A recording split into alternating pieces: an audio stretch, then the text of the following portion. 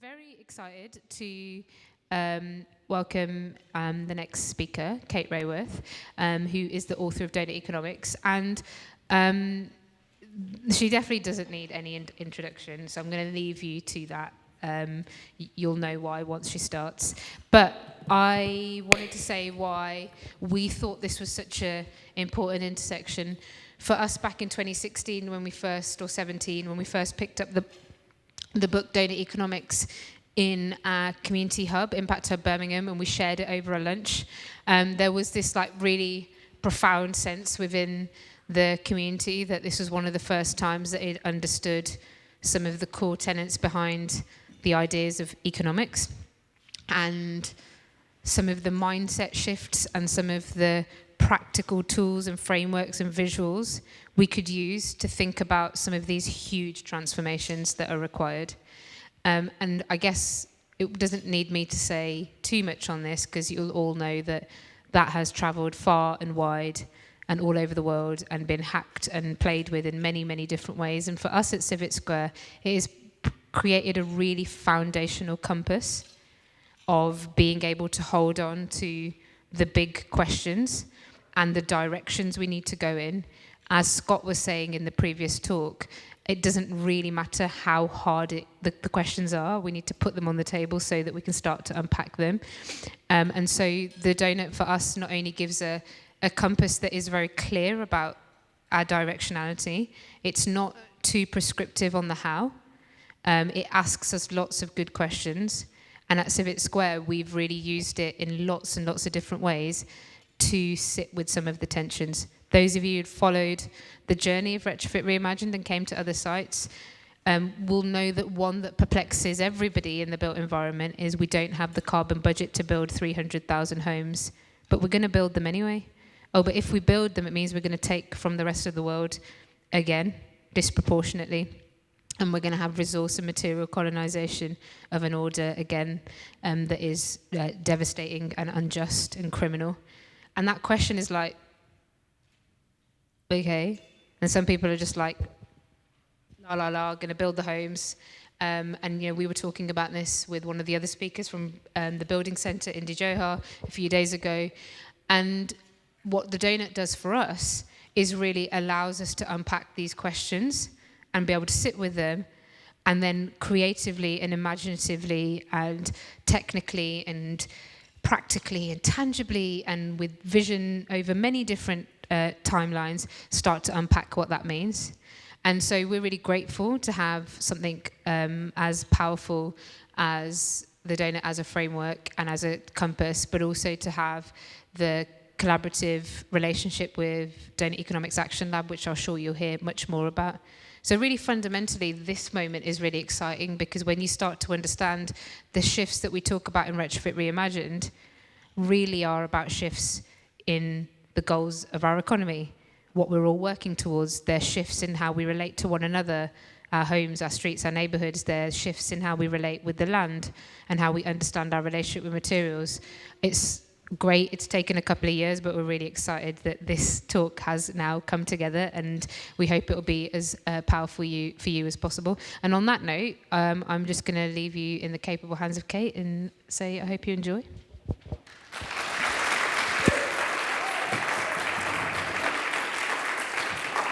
Hi, thanks, Imi. Thank you, Civic Square, for inviting me here. Thank you, Kat, for being an amazing place to arrive. We all arrived, right? We actually made it. I'm really delighted to be here. And I'm going to tell you why Doughnut Economics loves Retrofit Reimagined. And I'm going to give a spoiler right now. I'm not going to do a Q&A today, because I've got as many questions as you, and you've got way more answers than me. So instead of Q&A, we're going to do D&L, which is discuss and listen. All right? So what I'm going to do, I'm going to just lay out lots of ideas of Doughnut Economics, ones that I don't normally get the time to do because I've got more time today. I'm going to lay out some ideas and then invite you to discuss them briefly. What's coming up? What's coming up? But then this whole weekend is about discussing these ideas and digging into them. So that's what we're going to do. And I'm going to time myself. Okay. So this is why Doughnut Economics loves Retrofit Reimagined, because we're just so connected, right? So Doughnut Economics is basically 7 ways to think like a 21st century economist. That's the book I wrote. If the goal is to meet the needs of all people within the means of the living planet, how would you think? Not what would you do, what are the policies, what are the answers, but how would you think? That's the ways of thinking. Civic Square and Retrofit Reimagined have picked that up in a phenomenal way, put it at the heart of Retrofit Reimagined. How would you retrofit a street? And then actually taken it to real places, actual streets, neighborhoods, towns. How do you land these ideas actually on the ground? So Doughnut Economics and Retrofit Reimagined and Civic Square aren't just made for each other, they're actually making and remaking each other and influencing each other in the way we work. I think we're also both really inspired by transformative thinking, and I'm going to give us 3 quotes that I think really apply to the work of DEAL, Doughnut Economics Action Lab, and Civic Square. So the first, Bucky Fuller. You never change things by fighting the existing reality. To change something, build a new model that makes the existing model obsolete. So we're not here to tweak, to critique, to incrementally.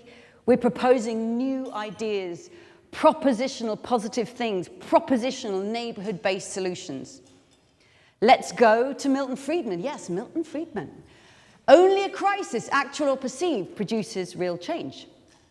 When that crisis occurs, the actions that are taken depend upon the ideas that are lying around. Okay, Milton, but why would you just leave ideas lying around? Why wouldn't you have them actually up and running? Proof of practice in neighborhoods, in towns, in cities, in businesses, in classrooms.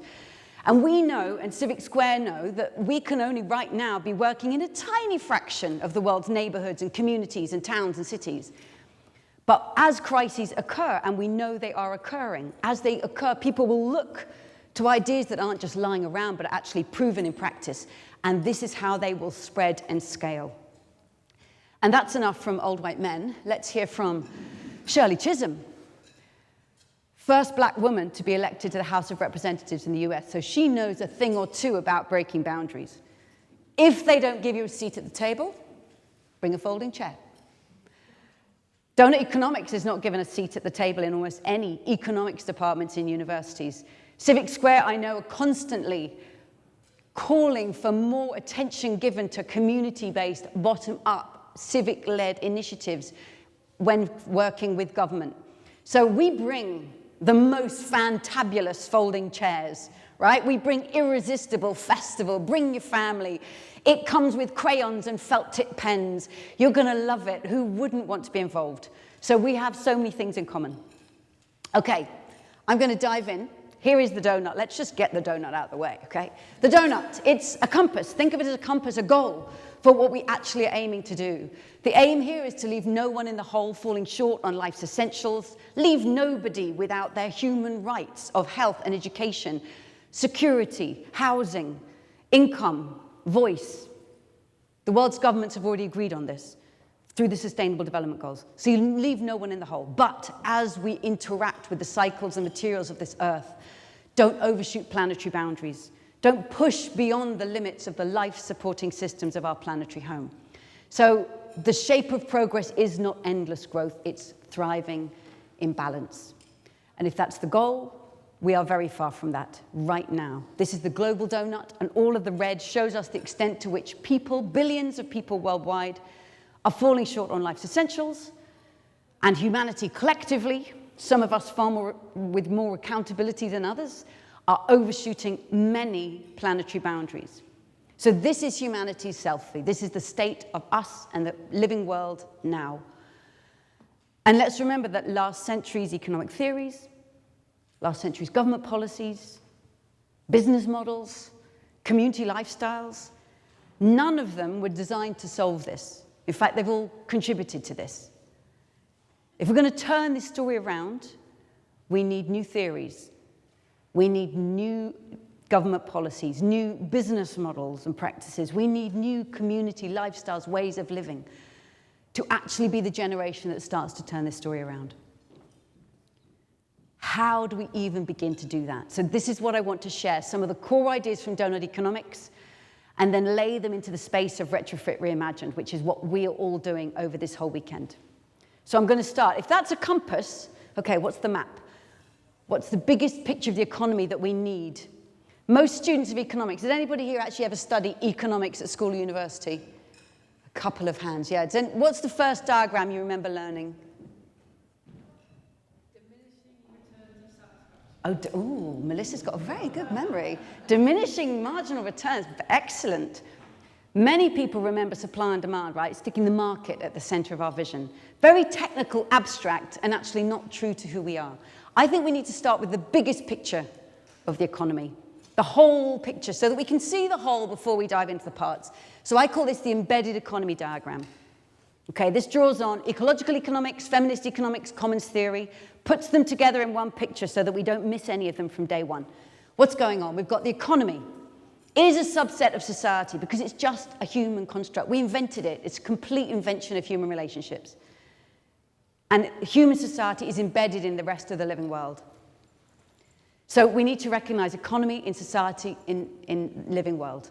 And that's the ecological economics move. From day one, the economy must therefore be compatible with social well-being, but also with the cycles of life. We draw in materials, we put out waste, we're bathed in this river of solar energy. We need to create economies that actually work with the cycles of the living world. And of course, that is exactly what CAT has been doing for decades. But let's dive inside. Within the economy, there are different fundamental ways, different realms or modes of production, of producing and distributing and consuming things that we want and need. Mainstream economics jumps in with the market, supply and demand. And in that space, let's just think about who we actually might be. You could be a consumer buying stuff or a producer making and selling stuff. In that space, you could be a laborer earning a wage or an owner earning the rent and the profit. Or you could be excluded from this. You could be destitute without access to markets. In the space of the state, a resident, a service user, a public servant, a voter, a regulator, or you could be stateless. So these are many roles that you might play on either side of that relationship. These are all relational. Mainstream economics focuses on these two, market and state, 20th century boxing match. Let's bring in two that really fundamentally matter that are often ignored, the household, where we are a child or a parent, a partner, a relative, caring for each other through intergenerational relationships. Or you might be kinless and therefore excluded from family relation. And then the commons, where we might be a member of a commons, a co-creator, a steward, a volunteer, a sharer, a repairer. Or you might be excluded from the commons. And then let me bring in finance. Not that it's not one of these modes of production, but we know it has an incredibly powerful role, and it's also an entirely human construct. In finance, are you a borrower or a lender, an investor, a speculator?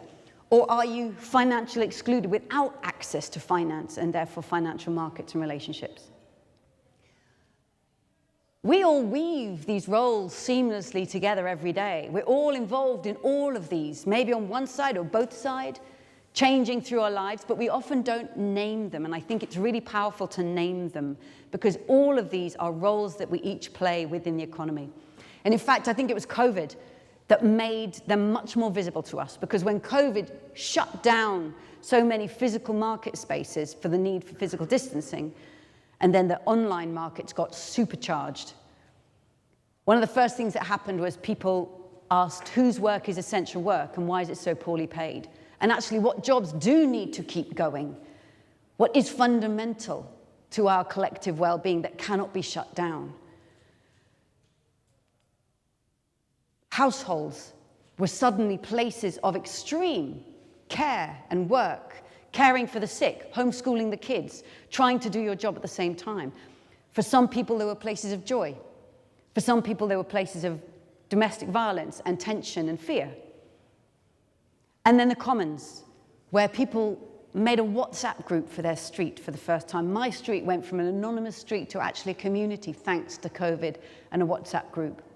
Or food banks, community centres, people actually saying, what can I do? Can we help each other? Can I be there for you?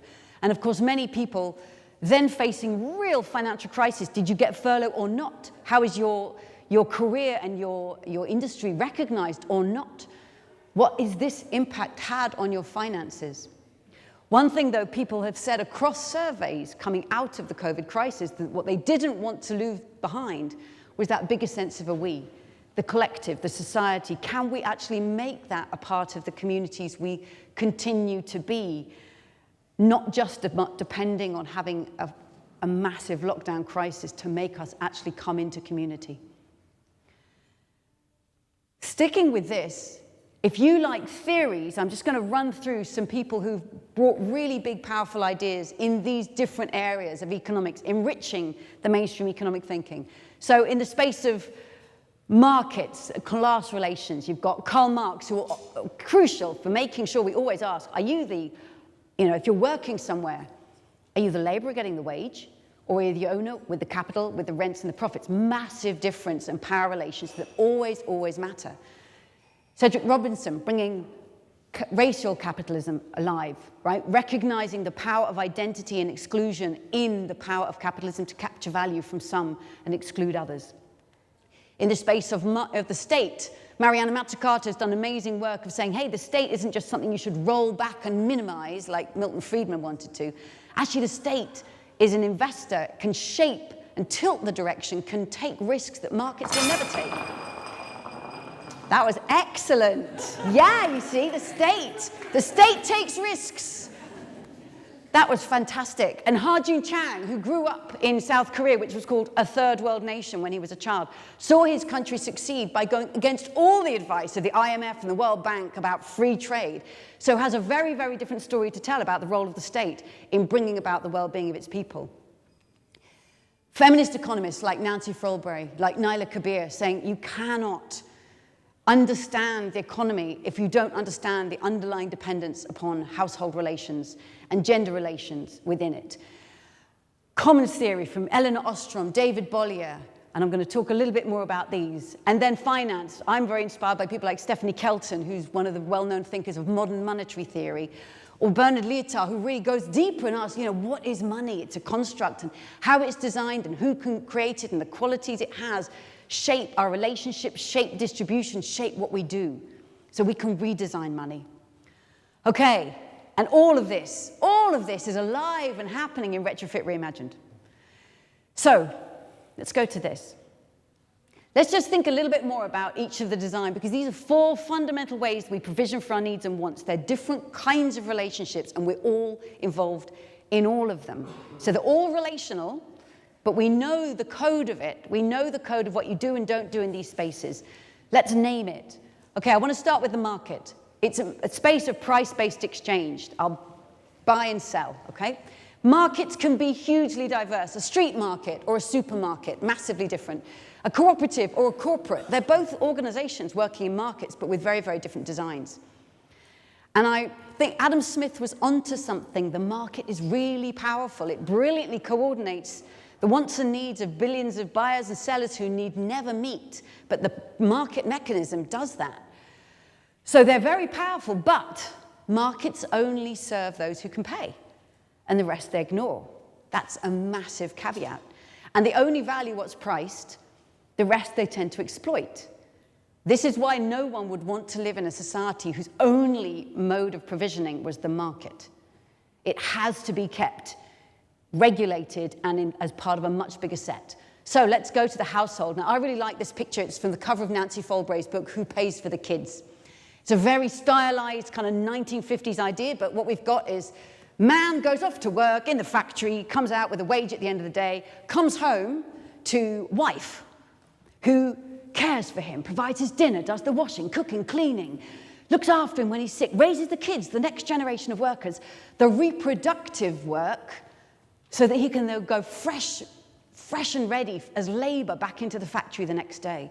So it brilliantly shows the interdependence of the productive, paid economy and the reproductive, but unpaid, care economy. They are 2 parts of the same system.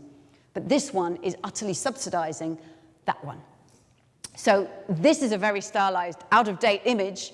We know that relations of who does that unpaid caring work has changed, is changing continually. But we still, across whoever's doing the caring work, we need to ensure that it's recognized, its importance, and the time that it takes, right? It takes time. That's the ultimate currency. that it needs to be reduced through labor-saving design. When my children, I have twins, and when they were 1 year old, I had this bicycle, you could put one in the front and one on the back. I just got gender and technology in a way I had never got until that moment. It was my freedom machine. Redistribution within families, within communities, redistributing who does the caring work, who does the washing up, who does the cooking and the house cleaning. How do we renegotiate that? And then making sure that this and the carers are represented in decision-making spaces. And of course, all of this is really relevant to Retrofit Reimagine. How do we redesign our communities, our houses, our spaces, our shared spaces, so that unpaid care is loved, protected, and made possible? And I'm so thrilled that there are kids in the room today, mine included, who have come with their parents, because this is about bringing unpaid care into the world of work and the world of transformation. So let's go to the commons.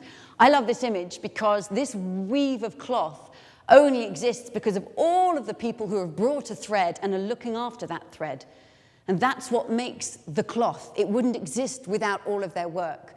So the commons, as David Bollier says, if you ever want to know, is this a commons?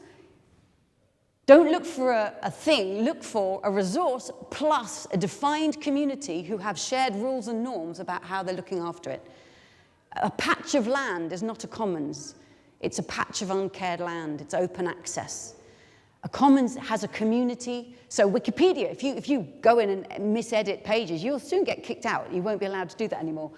Community garden in Detroit, right? These are the community. We know how we look after this. Open source fab labs, so using the commons of the Creative Commons and open source. Or the atmosphere is a very poorly managed commons of planet Earth, poorly managed by humans, by governments, but it is a commons. So commons can be well managed or badly managed, but that's what you want to look for. Okay, let me go lastly to the state. And this little icon represents some of the classic things. States provide public goods that markets won't pay for, like street lighting, like highways, like trees. Okay, so it really matters. Like if there's a street lamp or not, massively determines whether people feel safe walking in their community at night and who feels safe to walk around at night. Is this a road for cars or is it a bike lane? Right? So the state's decision on who to provide and what to provide for whom has huge consequences.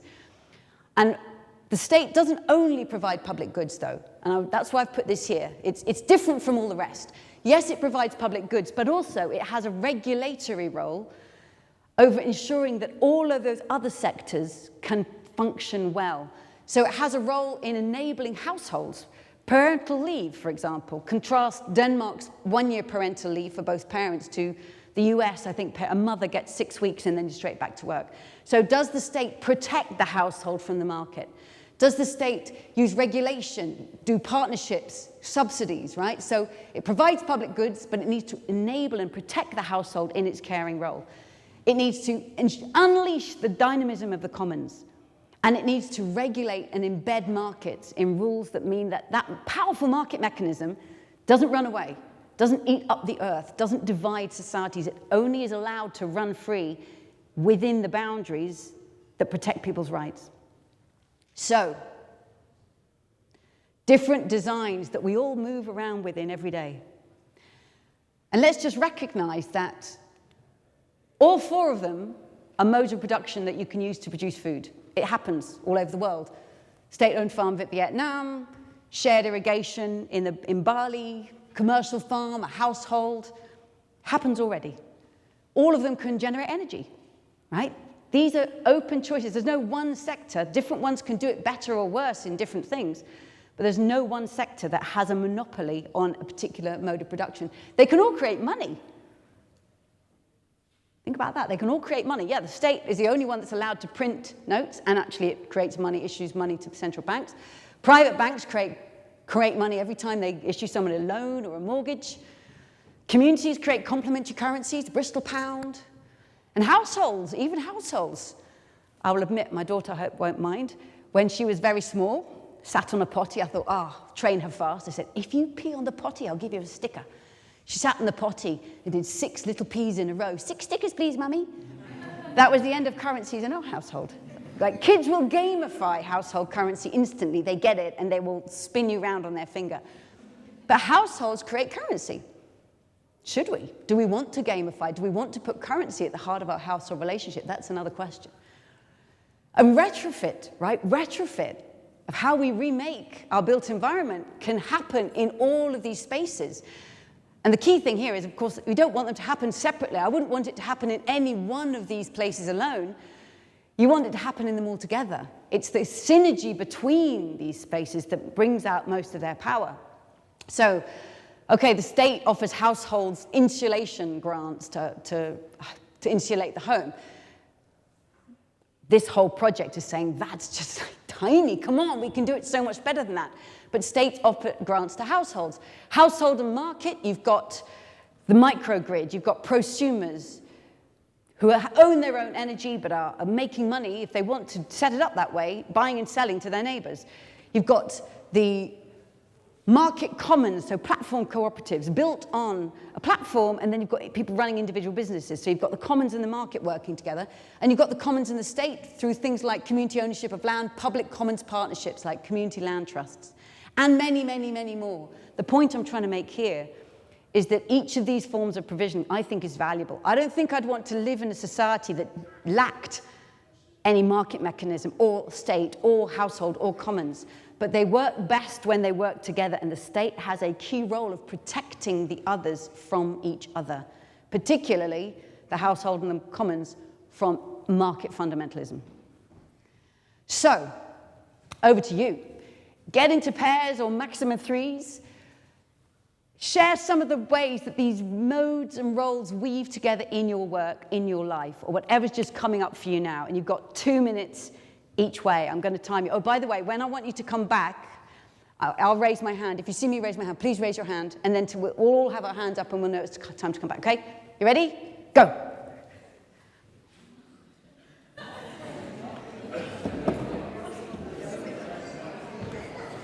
Brilliant. Okay, so we've got a compass, which is the donut.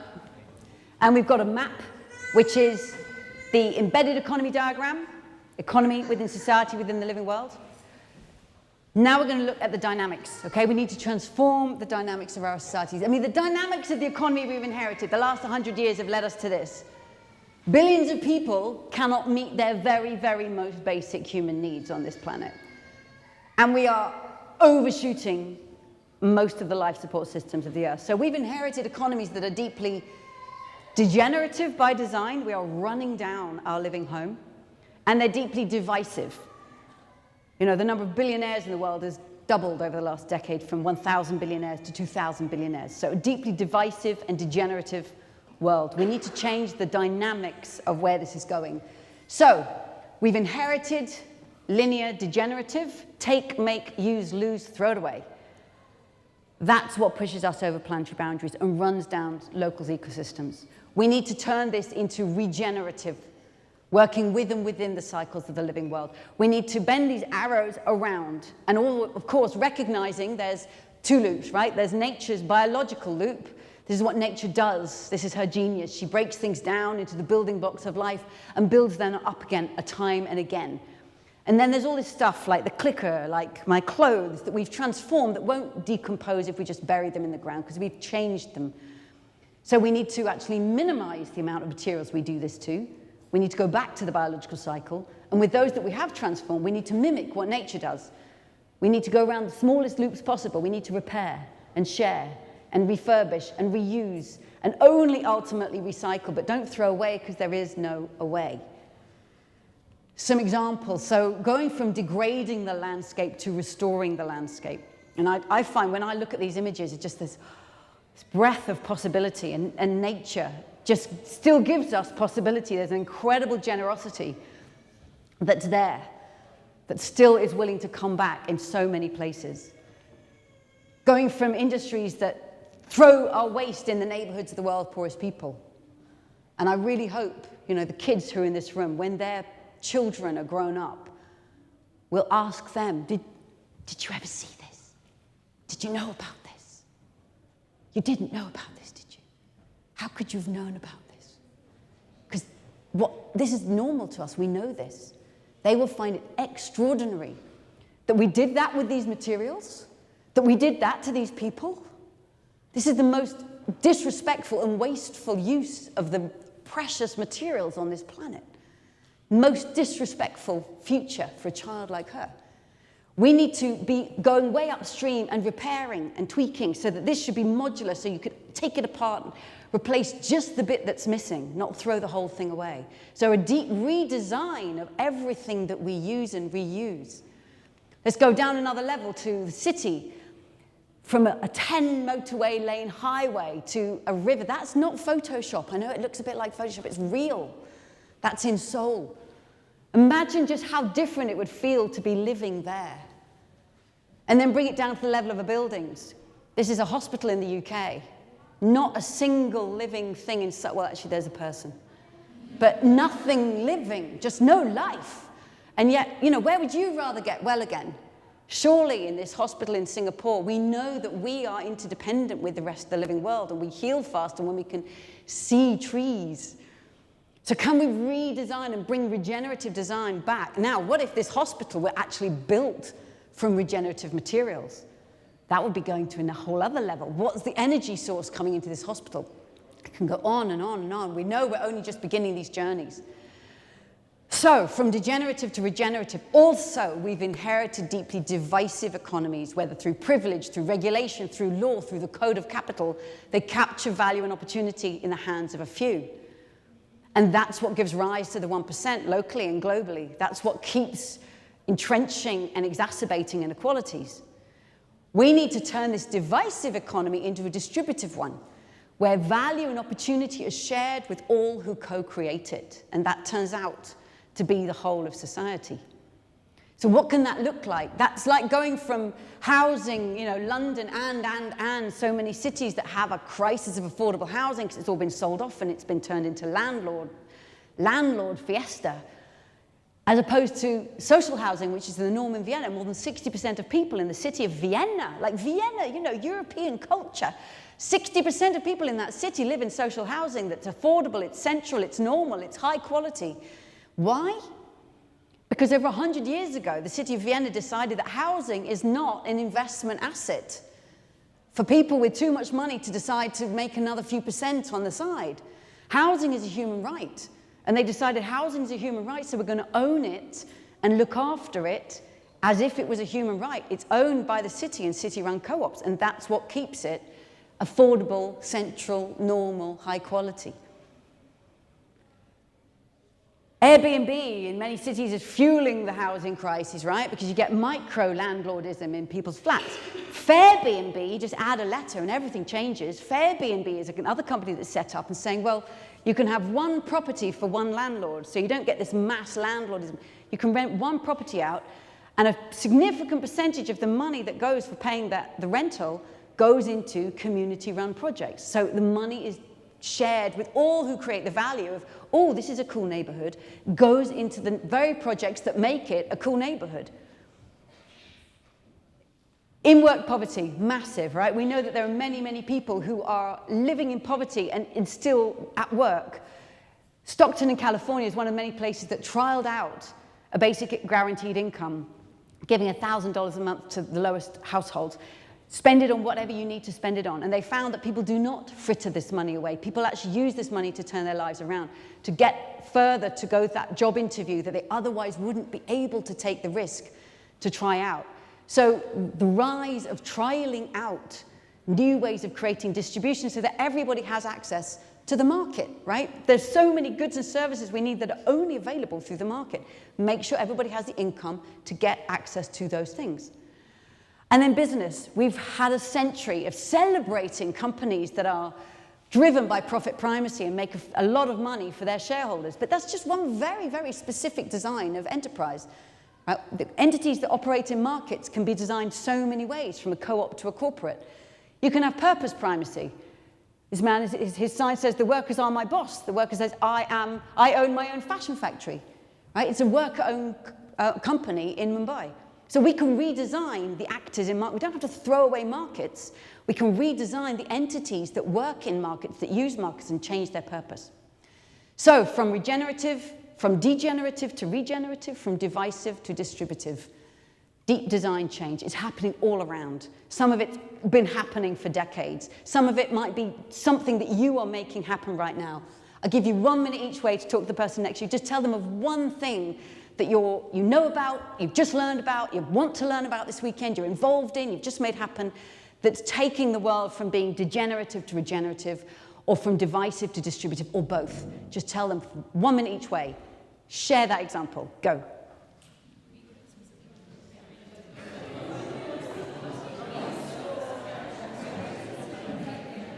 Okay, so we've got a donut as a compass, we've got the embedded economy in society, in the living world as a map, and we've got the dynamics, right? We want to become regenerative and distributive by design. Lots of big ideas, let's land them. So ever since I first published the donut in 2012, 11 years ago, town councillors, mayors, community organisers started saying, can we do this here? Can we take that global idea, can we actually do this here? And it drove us to say we need to come up with a framework that really makes sense. And of course, the place that have done it with bells on is Civic Square. And it's been the beginning of our fantastic collaboration. What year was it, Imi? 2018, right. So we started playing with this in 2018. So I'm going to just quickly describe the 4 lenses approach that there's workshops on, and that we invite anyone to take back to wherever you are to think about the future of your place, your house, your street, your neighborhood, your city, your town, your state, through these 4 lenses. And I've just called it today your locality, whatever scale that means for you right now. So we unroll the donut, right? We need to unroll it to make some space between the social foundation and that ecological ceiling. And there's just a little question. It's a pretty big question. How can our locality become a home to thriving people in a thriving place while respecting the well-being of all people and the health of the whole planet? Very big question. We break it into 4 lenses. I'm just going to click them all here, right? So what we've got, we break this into the local, right? These are our local aspirations. The social local aspiration, how can all the people of our locality thrive? And how can our locality be as generous as the wildland next door? I'll come back to that. But these are, if you're in a place, this is what you'd feel. People are thriving here. Wow, the air is clean, the water's clean, there's nature, I'm surrounded by green. It feels great to be here. Now, a lot of countries in Scandinavia, Denmark, Norway, Sweden, they're famous for this. So this is only half the story. We also need to take a responsibility for this, and they are not so famous for this. In fact, it does not look pretty, because like all high-income countries, they are massively overshooting planetary boundaries and putting massive pressure on other people's rights. So we need to also respect the health of the whole planet and the well-being of all people, because we know that every place is connected to the whole world. Just this room, right? Think about the clothes that we've all walked into here wearing. They've been made in countries all over the world. Who stitched these clothes we wear? Who packed the food we've eaten today? Who picked the fruits we've eaten? Where's all this material come from? Probably more local than most buildings. The screens, the slides, the phones we've all got in our pockets from all over the world. So we are materially connected to the whole world, and we are socially and ethically connected to the whole world. And we have to take responsibility for those global connections. So the local and the global, the social and the ecological, 4 lenses. So let's jump in and have a look at each of them. Whoops. Okay, how can all the people of our locality thrive? Wherever you are in the world. What does it mean to people here to thrive? What's our culture, our values, our tradition, our diversity? What would it mean for everybody here to thrive? That's a local question and a big conversation. It's often the main question that gets asked in cities and towns and communities. What did we learn in COVID? What did COVID make visible that we must now act on? What did it reveal about inequalities and who's served and who's not served? And what is our secret strength, the deep values that as we pivot, what are the values, the cultures, what we're proud of from being from here, that we can use those to pivot to become new? Those are just some of the kind of questions you can bring to the local lens.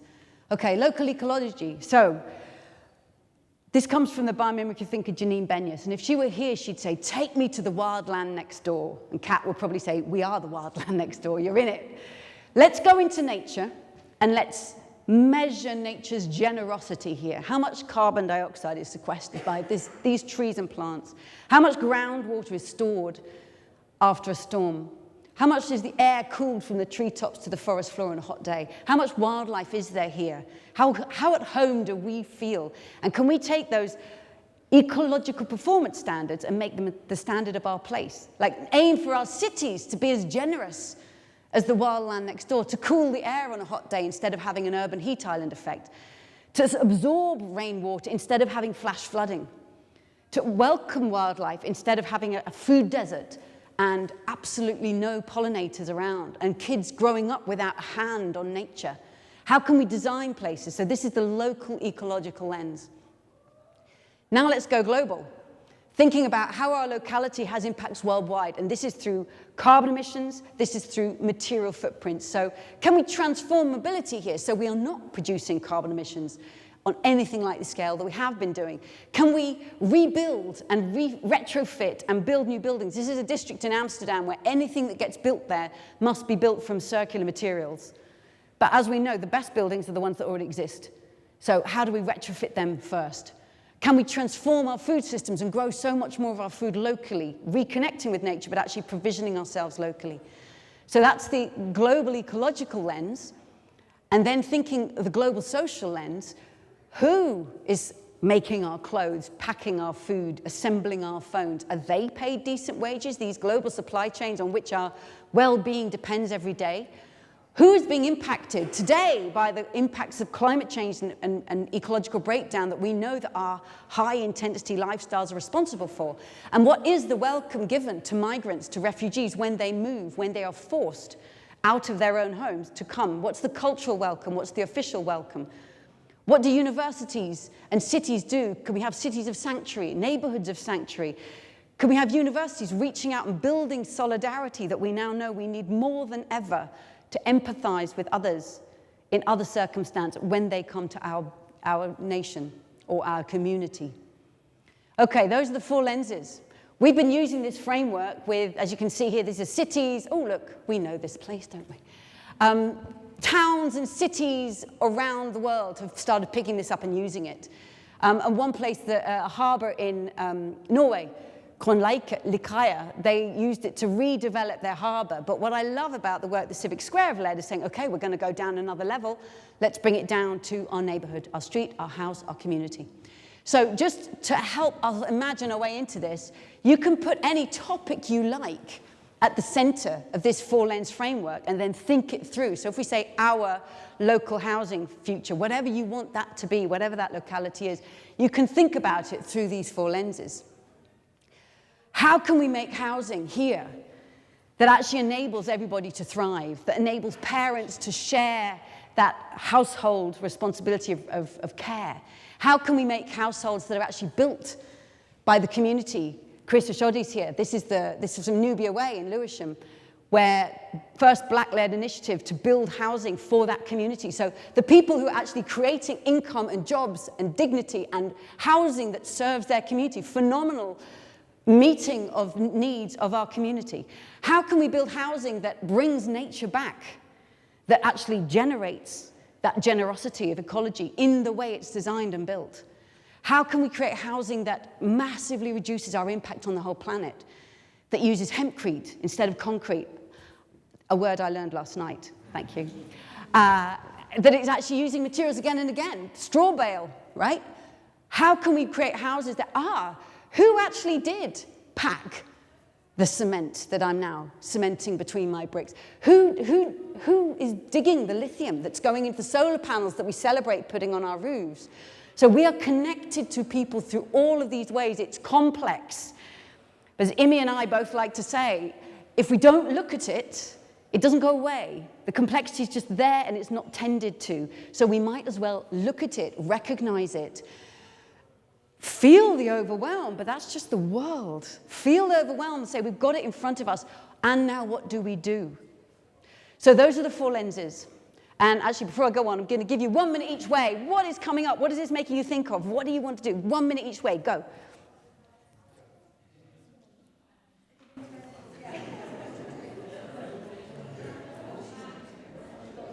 We're bringing about. We've now got 4 lenses for looking at a place through local and global social and ecological angles.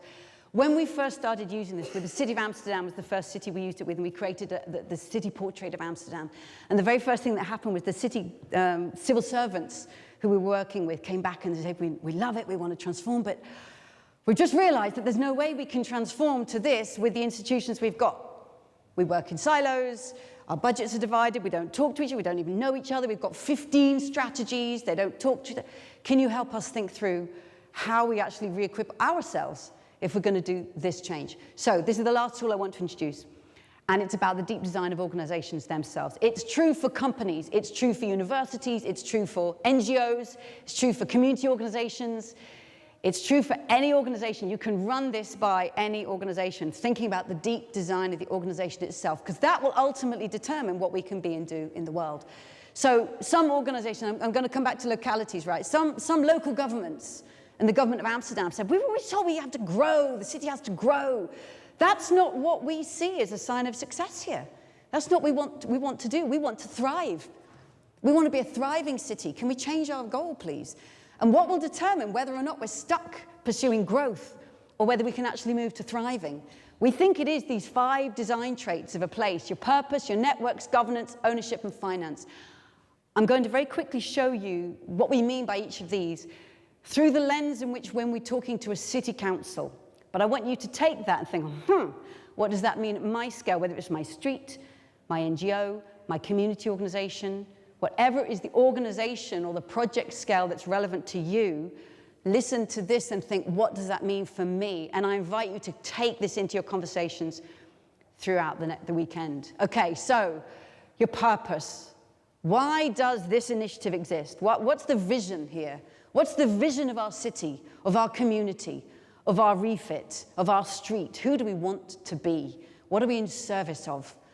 And who's bought into that vision? Who's been part of shaping it? Does everybody know it? And are we ambitious enough? This is Oslo's decarbonisation, more ambitious than most cities, right? Are we ambitious enough? Are we bringing all the information we need to set that vision? What are the networks that we're making? Is everybody involved here locally? Whose voices are not even in this room? And how therefore how do we go to rooms where they are rather than say, oh, they didn't come? How do we go to be in the rooms where they are? How do we network with others like us? This weekend is a bit like this, right? This is mayors around the world. But hey, we don't need the mayors, we're the people. We network here, we network in so many ways, together, learning together, and being surrounded by allies who share your visions and help and hold you to your values. Bringing people together to imagine with these headsets or with felt tips, it both works. Okay, governance. How are we going to govern this project, right? Whose voice is heard in decision making? Who had to pull up a folding chair like Shirley Chisholm? What are the metrics of success? How are we actually going to judge whether we think we've delivered on our vision or not? Are we working in silos or are we going to break out of that? Ownership. This is the really deep one. How are things here owned? Who owns the land? Who owns the buildings anyway? Is it a lease or is it freehold? I mean, that's just going to shape massively what will and won't happen. Who owns the utilities? Who owns the power to create energy here? Who owns the intellectual property of this? Who owns the businesses? This is our question to city councils. Can you, and this is going back to that working synergy, can you get in partnership with the commons? Can you have more community-owned land trust projects? What else can you do to transform ownership? Because how things are owned sits underneath it all and shapes everything that happens. And that's what I love about dark matter labs, right? It's the dark matter is ownership. How it's owned is often not talked about, but it really shapes what will and won't happen on the surface and what we see.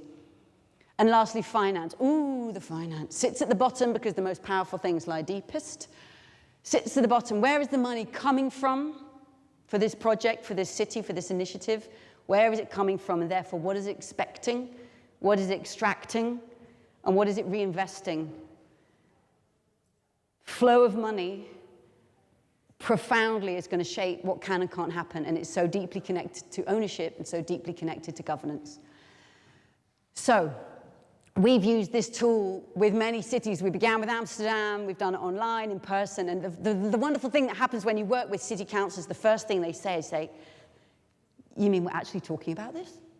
Like, this is behind everything, under every table, off the agenda, because it's too political. But it's everything. Of course we're talking about this. Put it on the table. Let's talk about ownership. And there's this sort of childlike naughtiness in civil servants' eyes, because like, oh, we're actually talking about the thing that we never talk about that shapes what we can and can't do every day. So we put it on the table, and we invite you to put it on the table in your projects every day. So I'm not going to stop us now, but what does this make you want to discuss? What in your own project and your initiative, your work, your community makes, oh, we have to talk about, because that's what's, what enables you to move forward and what's holding you back. Where are the barriers and what's already enabling you to become the place you want to be? Okay. Wrap up, because I know I've shared a lot. We started with a compass. This is the story we have to turn around. We have a map. The economy is embedded in society and the living world. There is the market and the state and the household and the commons. They're all valuable, but they need to work together to work well. And finance needs to be redesigned to be in service to this real economy and its many modes of provisioning that enable us to be ourselves and to be a society and community of we. We need to go from being degenerative to regenerative and from divisive to distributive.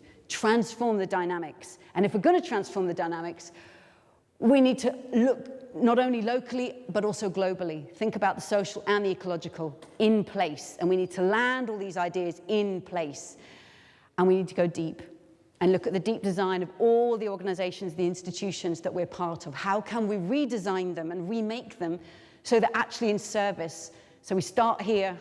Can we redesign finance and ownership to actually be in service of our purpose that brings us into the four lenses and changes these dynamics using all of the actors to turn that story around? Can you do it by tea? So, Doughnut Economics Action Lab exists to work with practitioners all over the world who want to put these ideas into practice, and working with Civic Square. They're here, and they're here, and they're there, and there's traces of them in here. It's just been a complete joy, and so many others. And if you're interested, there's Global Doughnut Day. The first ever Global Doughnut Day is coming up on 13th of November. We're inviting online and in person. But what I really want to land on is back here. This is why Doughnut Economics and Retrofit Reimagine aren't just made for each other, but keep remaking and making each other, because these ideas dance so well together.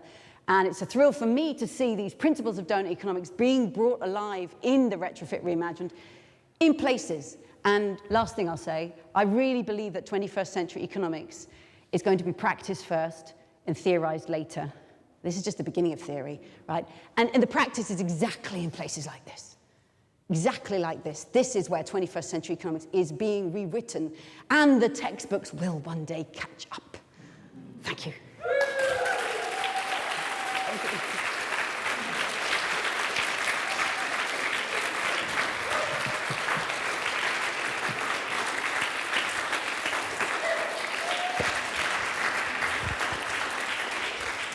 That was good, wasn't it? Should we do it again? Let's have another round of applause. Woo!